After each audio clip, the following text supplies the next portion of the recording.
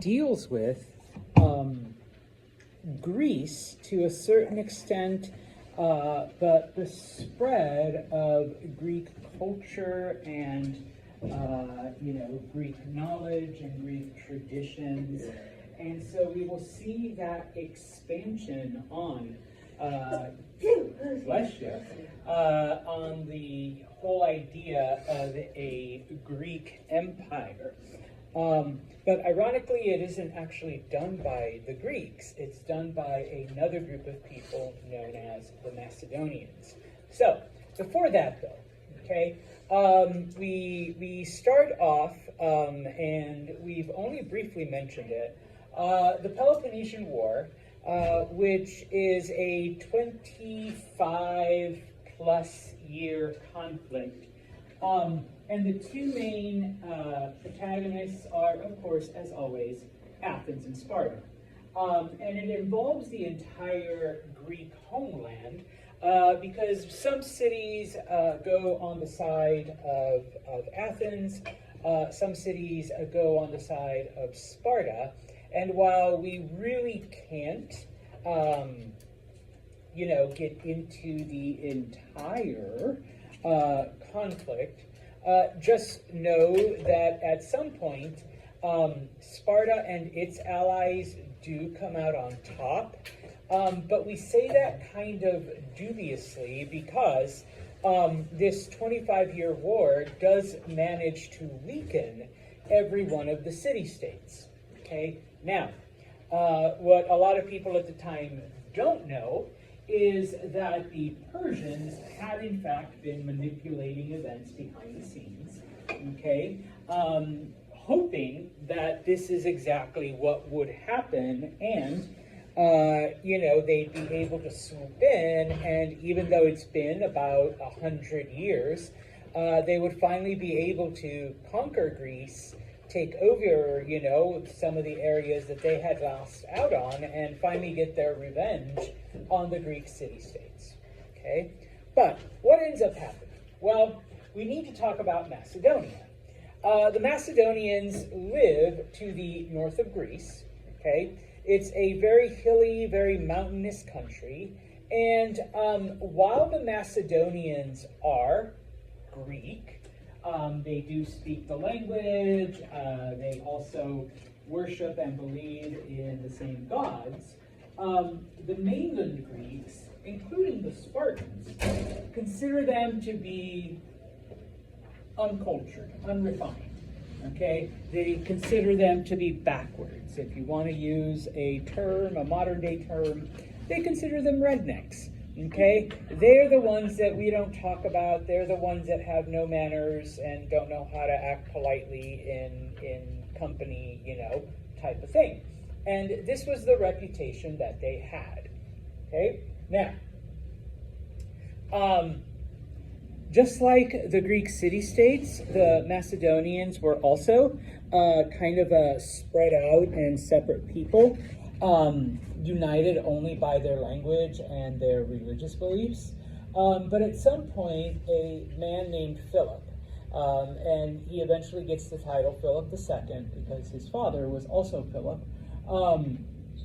he manages to unite Macedonia. He conquers many of the Macedonian city-states, and so unlike the Greeks, he actually brings his land together. All right? Now, 25 years of war, okay?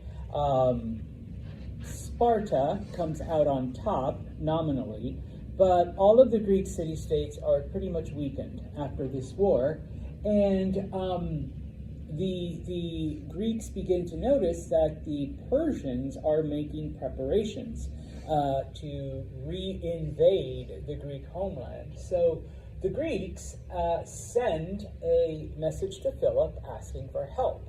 Okay, hey, our redneck cousins, come and help us, because, we've been weakened by this war, and it looks like the Persians are going to conquer us.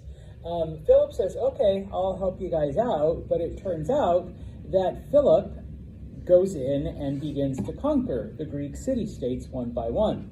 By the time the mainland Greeks figure out what Philip is really up to, they are too weak to really put any kind of resistance. They've just gotten over a 25-year war against each other, so they don't really have the resources to fight off Philip, number one. Number two, if you recall, we talked about a couple of the things that the Greeks contributed to the axial age, and one of them was a military formation known as the phalanx, where soldiers would line up. Okay, it was kind of like a cross between a armadillo and a tank, where you had your spear, okay, and then you had your shield, and you were able then to move and either push the enemy, stab the enemy, and if the enemy tried to, poke at you, you had your shield to protect yourself. Philip took this and, number one, made it larger. Okay, so instead of your standard 8x8 formation that the Greeks developed, he went to a 16x16, so you have more soldiers, and the pike, going from 10 feet, Philip made it 18 feet, so it was even bigger. Okay, and so this is enough to overwhelm the Greeks. And then, of course, Philip also is the first to come up with the idea. Cavalry are soldiers that ride on horseback. Typically, they were very lightly armed because, poor horse has to carry you, and, you need to be able to move. And typically what the horsemen did was they fired arrows, or, they charged into groups. But if you're going to have a phalanx, okay,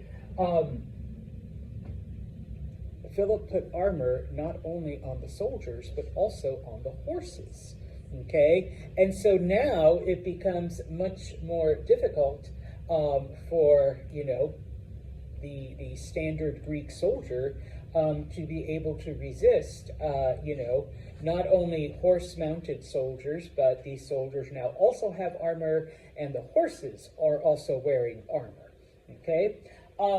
The other thing is, in his conquest, Philip discovers that there are gold mines in some of these mountains that surround Macedonia. And we can apply it to any time in history, even today. It doesn't matter what politicians tell you, all wars cost money.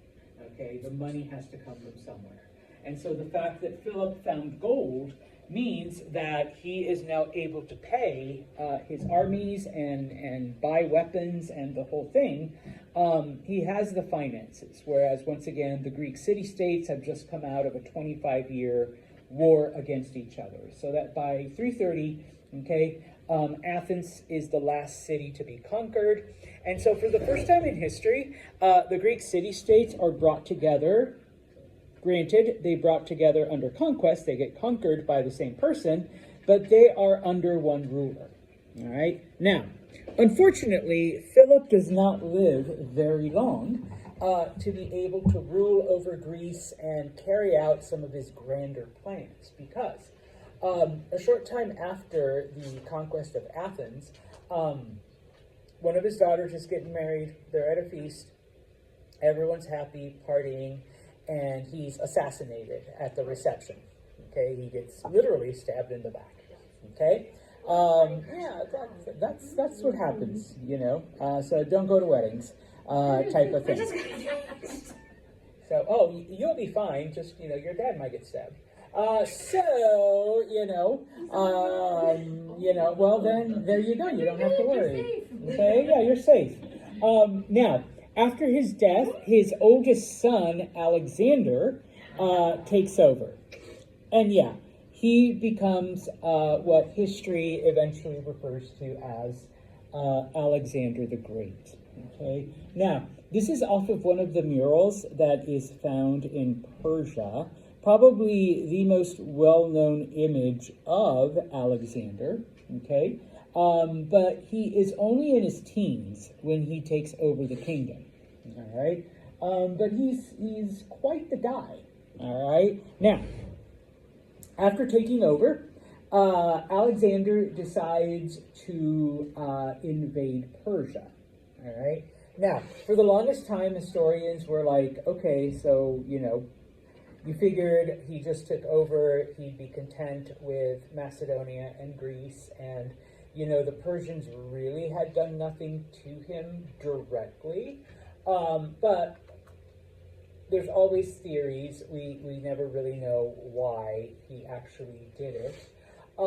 Turns out that Philip had already planned on conquering Persia. That was like his next scheme. And so a lot of historians believe that Alexander just wanted to fulfill his father's dream of conquering Persia. Okay? There were some rumors, although there is no definitive proof, that it was the Persians who had Philip assassinated because they found out about his plans. So for those people who believe that he did it because they were responsible, that it was a type of revenge. He conquers Persia. You kill my dad, I destroy your country. Okay? Seems like a fair trade. Yeah, it's a fair trade. One of the most logical ones is that the Persians had, in fact, invaded an area called Thrace, which is right next to Macedonia, and Philip had conquered, this area. So the Persians and the Macedonians had already come into conflict with each other previously. So it's kind of like, okay, we kind of learned the lesson from the Greeks that, at some point the Persians are going to come after you and they're going to try to attack you in your own backyard. So might as well go after the Persians first. Okay? The least likely theory, and I know your textbook kind of mentions it, was his mom's influence. His mom didn't like the Persians, and so she kind of, got him to try to invade. But that one is probably the least likely, but it's still, something that fascinates people. But anyways, who was Alexander? He was very young, once again, but he was very, very educated. Despite the reputation that Macedonians had for being rednecks, if you recall, I believe I mentioned this, he was privately tutored by Aristotle, who was one of the, philosophers that we mentioned out of Athens. So he was more of a scientific-minded, gather data, come up with a conclusion. And we see this in the way that Alexander carries out his campaigns and his military strategies. Okay. Speaking of which, he is a brilliant tactician. He observes, he records, and he is able to anticipate what the Persians are going to do at almost every turn. Okay. So that there is not a time where the Persians are able to gain an advantage over him. Alexander is pretty much able to defeat them at just about every conflict, at every encounter that they have. And so pretty soon, and the term is relative, within 18 months, Alexander has conquered Anatolia, okay? He has conquered Mesopotamia, and he has conquered Egypt, all right? So all of that had been Persian for about 200 years. And suddenly, it falls to Alexander really, really quickly. Okay? Now. Okay? So, starting off then, just with, the maps, Macedonia is united by Philip, and then, of course, Philip takes over most of the mainland Greeks. After he dies, Alexander then is able to conquer all of this, all of Egypt, and then into Mesopotamia. All right. Once he gets into Mesopotamia, the Persians are ready to call a treaty. They're ready to surrender and declare peace. But Alexander's like, why? I've got you, you're pretty much done.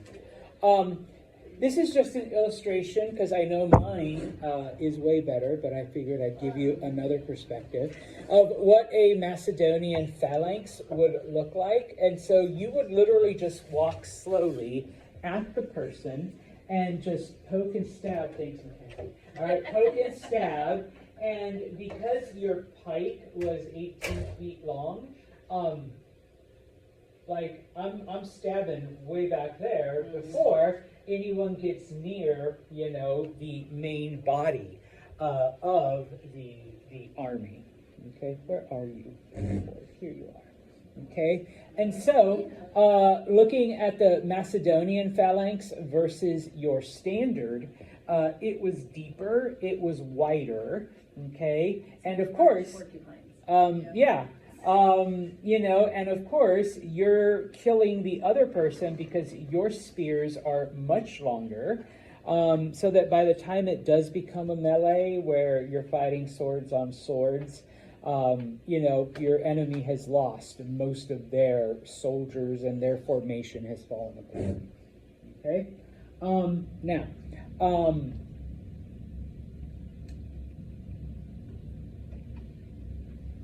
When he gets to Mesopotamia, okay, he once again says no to the Persians when they offer their surrender. He is able to conquer all of Persia, all right? Eventually, he reaches what is modern-day Afghanistan, which is the edge of the Persian Empire in the east. At this point, everybody thinks, okay, he's done. He's conquered Persia. But Alexander, by this point in time, wants to conquer the world. All right? And so he actually keeps going, and he makes it to the Indus River.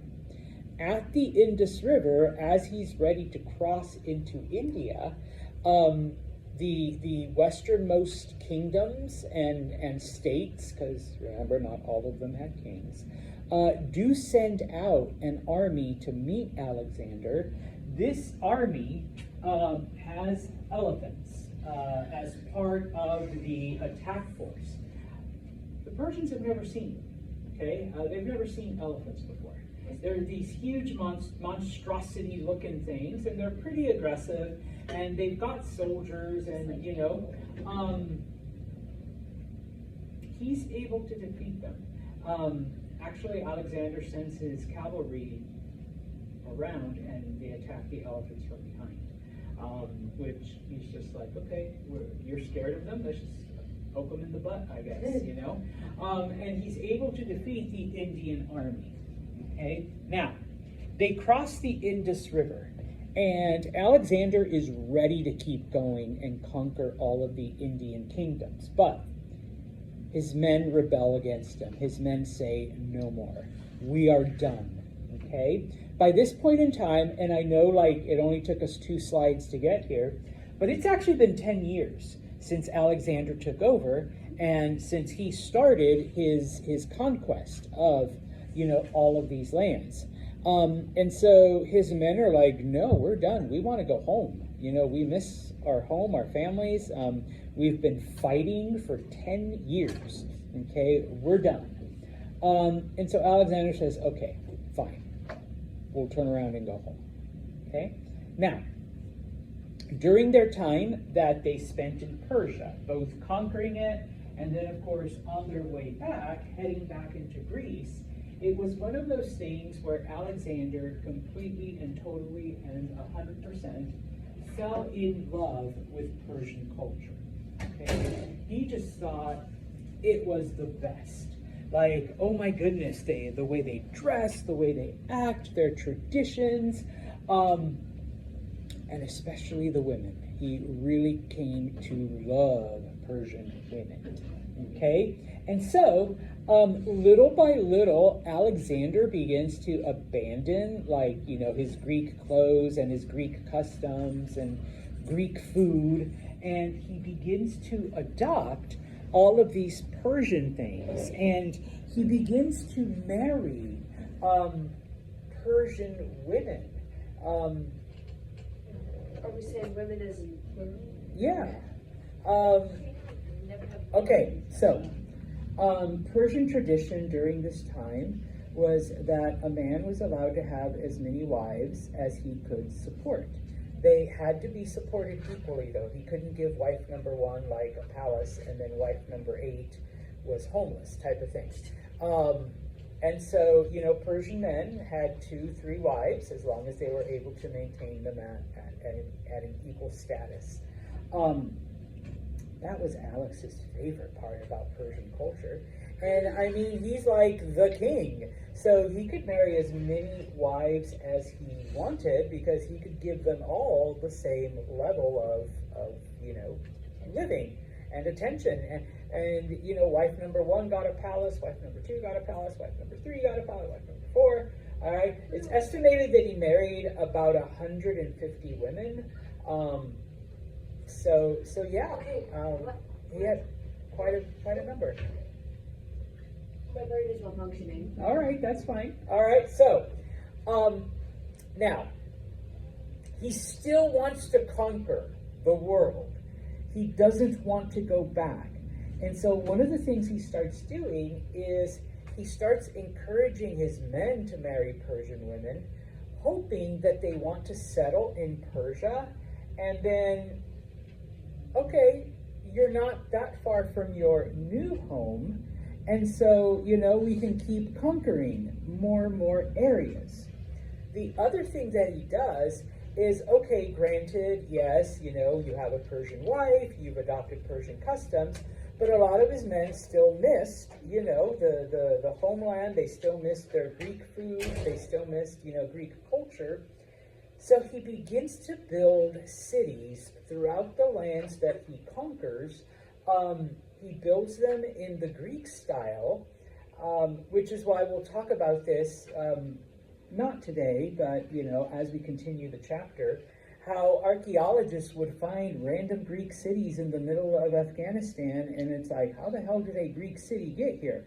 Alexander built it, all right? He built these Greek cities so that his men would have a taste of home while they are living now with their Persian wives and adopting, these Persian customs, okay? Now, most of these cities, as we, find the records and all of that, are named Alexandria. He named most of them after himself. There is one Alexandria, the one in Egypt, that is the most famous, okay? But there were a lot of other Alexandrias out there as well. That were built throughout Persia, throughout the deserts, as far east as the Indus River. Okay? Now, I don't know why I put that one there. Okay? So, as he's headed back, okay, he stops in Babylon, which is in Mesopotamia. In the year 323, he dies. Okay? He's only 32 years old. We don't know exactly what happened to him. Could be. One of the wives could have poisoned them. They could have done whatever. The only thing that's recorded in any of the journals and diaries of the people around him is that one day he had a fever, and then a few days later he was gone. And that's it. Okay, so nobody really knows how he got the fever. No, he could have been poisoned. He may not have even had a fever. He could have been assassinated, and that's just what everybody agreed to write. We really don't know. We just know that at 32 he dies. Okay, now he has not designated an heir to everything that he's conquered. Okay. Yes, he has a lot of wives. Yes, he has a lot of children. Is it going to be the oldest son from wife number 1, from wife number 2, from wife number 3? Is it going to be one of his Persian sons? Is it going to be one of his Greek sons? And nobody's really sure, and most of them are far too young to make any kind of challenge. And so what ends up happening for the next several years is his generals begin to fight amongst themselves to take control of Alexander's empire. Okay? This civil war lasts for several years, but eventually 3 of the generals come out on top, and they agree to divide the empire amongst themselves. Okay? Now, you do need to know that they were divided into 3, okay? But the only person you actually need to know is the last one, all right? So, number 1, okay? It's called the Seleucid Empire because one of Alexander's generals, a man named Seleucus, he's the one that takes over. It's basically Persia, okay? The old Persian Empire, east of Mesopotamia, from Syria to Afghanistan. Okay, so a good like 80% of the old Persian Empire. So, and this is what I meant because we're still dealing with the Axial Age, that Persia never truly disappeared, even though it was conquered, but it just changed. Okay, and we'll talk about some of those changes, but remember, Alexander and some of his men preserved a lot of elements of Persian culture. Okay, then we have, and it's called the Kingdom of Macedonia. It's ruled over by another one of Alexander's generals, a man named Antigonus, and in addition to Macedonia, it also includes Thrace and the Greek city-states. So basically what today would be modern-day Greece, the country of Greece, okay? That comes under the control of Macedonia, of Antigonus, okay? The last one, which is strictly Egypt, and this is the one the only person I want you to remember, is taken over by his general Ptolemy. And yes, like most Greek words and names, the P is silent. I hate those silent P's. Why isn't it psychology? All right, so yeah. So, now, why do I want you to remember? Because, and we just refer to them as the Ptolemies because they didn't have family names back then. He's Cleopatra's, great-great-great-great-great-great-great-great-grandfather, okay? It is from Ptolemy that Cleopatra descends. So she wasn't like 100% pure Egyptian. She was Egyptian mixed with Greek, right? So, she's considered like the most beautiful woman in history type of thing. But yeah, she had Egyptian blood and Greek blood, all right? And that's her family. And so the Ptolemies rule over Egypt until they're conquered by Rome. All right? Now, if this works, yay.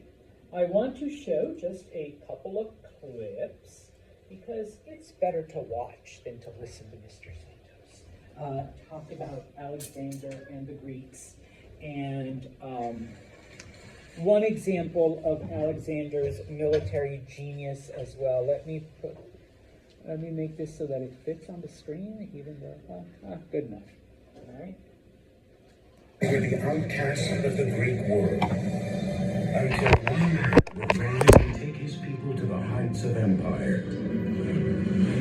Alexander was one of history's great commanders. He was well aware that we lived in an age of innovation in Greek warfare. Alexander the Great employed the latest technology to conquer civilizations, transforming the lands from Egypt to India into a new Greek world. Greeks have conquered the known world, so they're exporting their way of life because they think it's the best way of life. It's the best way that any human can live. But there are no kingdoms without a king, and with Alexander's swift and stunning demise, his empire would crumble almost as quickly as it was built.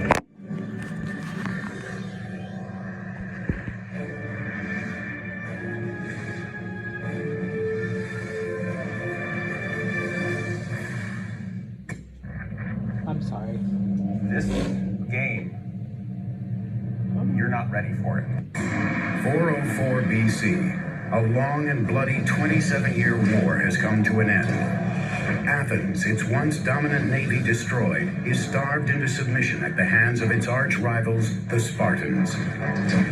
The Athenian generals commanding the main Athenian fleet made a disastrous mistake that led to a great battle and a terrible defeat for the Athenians at a place called Aigos-Potamoi. In the decades after Athens' demise, the city-states of Sparta and Thebes would vie for dominance of Greece. But in 359 BC, a 23-year-old from the remote northern Greek region of Macedonia became king, and within 2 decades would change the face of Greece. His name was Philip II. Macedon was a funny Greek state. It was always a bridesmaid and never a bride. It had lots of potential, both in manpower and natural resources, but it had never managed to get its act together. The Greeks of the city-states considered the tribal Macedonians barely civilized. Yet within 20 years, Philip had unified and transformed them into the most respected and feared military machine Greece had ever seen.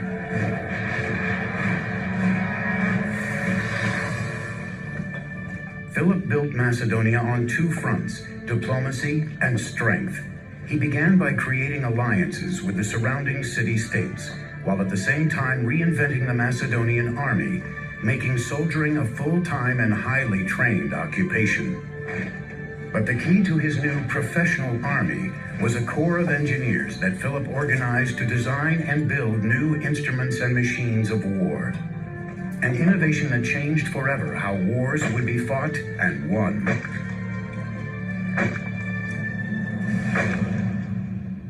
The Macedonians were not considered real Greeks by the Hellenic city-states. They came from a tribe called the Macedoni, and they'd been fighting barbarians for so long that they were considered barbarians themselves. However, Philip II was no barbarian. Or if he was the most brilliant barbarian the world had ever seen. Hello, I'm Peter Weller. The pillar of Philip's military strategy was his combination of cavalry with infantry, and the pillar of his infantry was a formation called the phalanx, a rectangle group of foot soldiers that traveled very lightly at a marching speed few other armies could equal. The phalanx had been a part of Greek warfare for hundreds of years. Now Philip would infuse it with a weapon never before seen on the battlefield. The innovation that Philip did was changing the shape of the phalanx and introducing this long weapon called the sarissa. So the phalanx became like a huge tank. The sarissa was a nearly 18-foot-long spear that could devastate an enemy before its soldiers could use their swords or shorter spears in a counterattack. Basically, you plant the head of your pike against the guy and push him back. And the effect is a little bit like, when a kid tries to attack him and you put your hand on the kid's forehead and his little fists are swinging like this, but they can't reach you. That's what the pike enables Philip's infantry to do.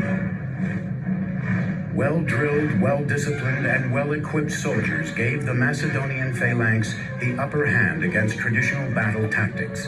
But it would be engineering technology that would ultimately make Philip's armies invincible. For much of their military history, the Greeks were not particularly good at siegecraft. Beginning around 400 BC or shortly afterwards, the Greeks begin to take a quantum leap. The bow and arrow had been an instrument of warfare for thousands of years, but the bow's power was limited to an individual and the strength of his arm. One of the ancient Greeks' first innovations in military engineering was in designing a bow that harnessed more power from the entire human body than from the arms alone. The earliest weapons of siegecraft that the Greeks developed are essentially crossbows, and they're called belly shooters, gastrophetes. You had a much bigger thing that had a kind of U-shaped element at the end that you pressed against your abdomen, and then you drew back the bow with both hands, pressing it with your torso at the same time, so you could create a much greater force of tension. The gastrophetes was a deadly improvement over the bow and arrow, but to truly overcome the armies of the world, Philip needed more power. In order to do even more damage, they need to come up with yet another generation of weapons. I just want to stop it for 2 seconds.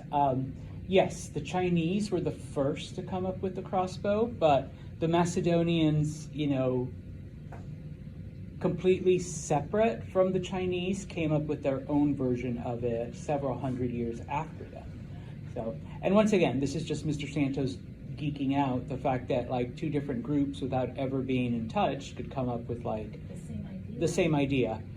Is always one of those fascinating human traits, especially when it's weapons, when we want to kill each other, type of thing. Weapons. They need to invent what we might call the torsion catapult. The torsion catapult basically creates springs by twisting sinews, or in some cases horsehair, or in emergencies even human hair. You create thick ropes of them and then twist them together. Greek engineers designed a device that acted as a belly shooter mounted on a platform. They called it the oxybeles, or bolt shooter. Instead of using the body for power, the torsion created by the oxybeles came from twisting ropes to an explosive level of tension. There's an enormous stored force because the sinews want to spring back and release that tension, but they're held. And inserted into this spring is a bar, and you then pull that bar back, increasing the already great tension, and then when the bars are released, they spring back with enormous force and rapidity compared to the old bow flexion system. Distance no longer protected enemy soldiers from a sudden and bloody death. When fired, the oxybeles could pierce the shields and armor of an enemy nearly a quarter of a mile away, giving birth to a term that we still use today, catapult. So the Macedonians invented the catapult, basically, as a weapon of war. All right. I'm going to skip to Alexander specifically, if I can find, there it is, the right, 1430, yeah, close enough. Raymore and Flanagan's Veterans Day sale is on now with savings up to $1,000. Get $1,000. On the walls, the city of Tyre was long thought to be impregnable. Thus, Alexander resolved to a very, very ambitious approach. He knew he couldn't take the city unless he did damage to the walls. So he had his engineers build a causeway, a bridge from the mainland to the island. Causeway was about half-mile long, 200 feet wide, 20 feet high. When the causeway was within striking distance, Alexander unleashed a hail of terror on the city, and then he deployed the only weapon he knew would end the battle, a siege tower. The towers were a kind of multi-storied armored car that moved forward on wheels. Outside, they were fireproofed with rawhide, covering the entire wooden structure. Inside, a central staircase led to a series of platforms where oxybeles and other catapults launched missiles onto Tyre's walls. Down below, others used the tower as protection to wield a ground-level battering ram. They literally wheeled them up to the wall. The men inside would be protected, and they would be shooting arrows at the defenders on the wall and trying to cross over onto the wall and to kill the defenders. Alexander's siege towers pummeled the walls of Tyre for days. Once the fortress had been breached, Alexander went for the jugular. He unleashed a firestorm of reprisal upon the city that had resisted him. The assault itself would really be a terrifying experience for everyone involved.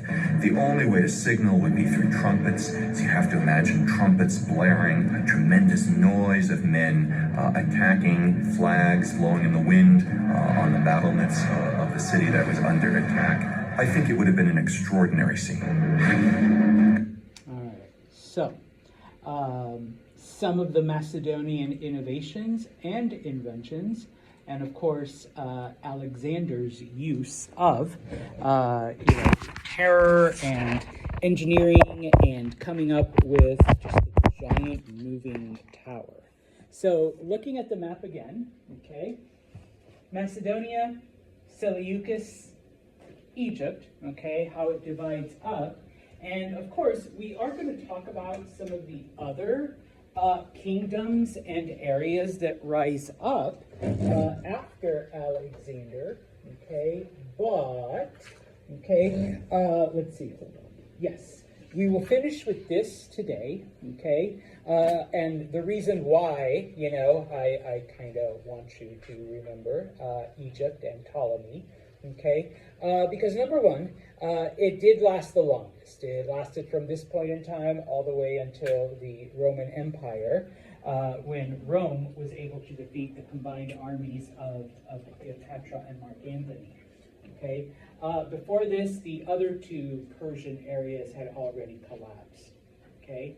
We'll talk about this more on Monday, but you do need to know the another H word.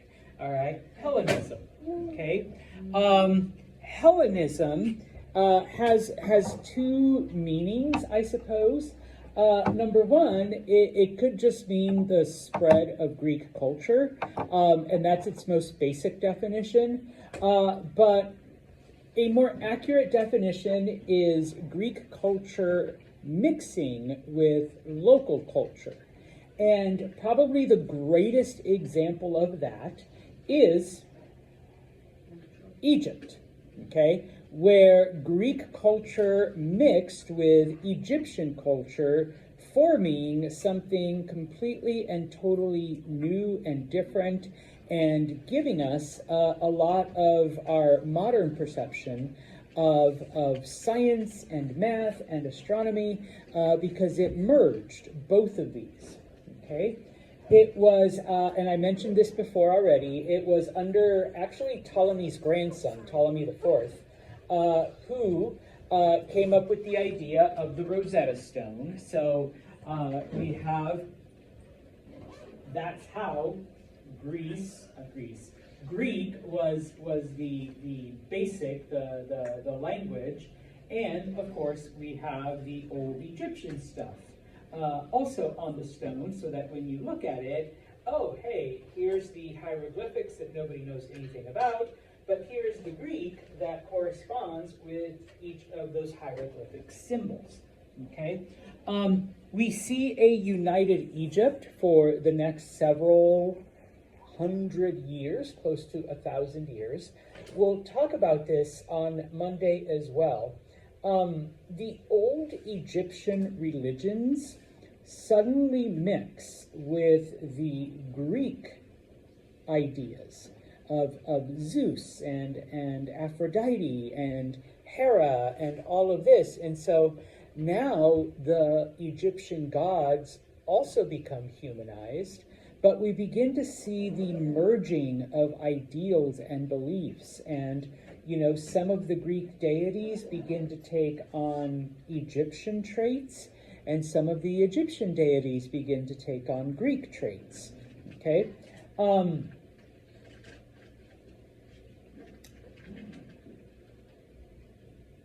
The reason why that the Ptolemies were able to maintain control for so long is that eventually, and I know some of you will be like, ew, but royal families have done this for thousands of years. They only married each other, okay? They would marry, uncles would marry their nieces, cousins would marry cousins, aunts would marry nephews, and in extreme cases, which the Ptolemies did do, yes, brothers would marry their sisters, okay?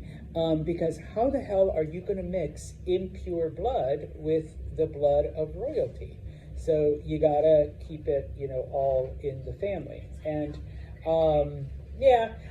and honestly, Europeans, most of the European royal families even today are still related to each other.